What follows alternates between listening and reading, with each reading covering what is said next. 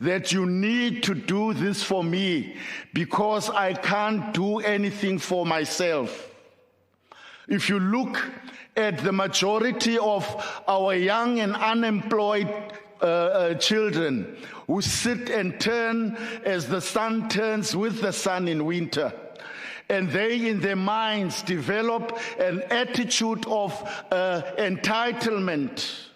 I am entitled to this SRD grant. I'm entitled to that. I'm entitled to parents who need to look after me. A crippled mind that does not leave any space for self-development.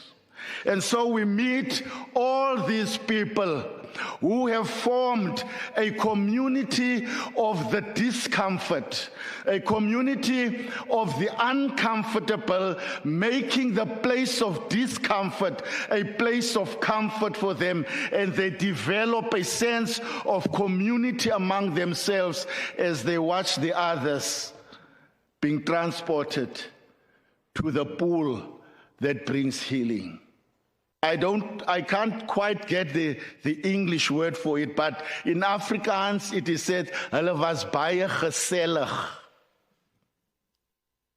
Alhoewel gekrepeld en verlam, maar hulle was gesellig.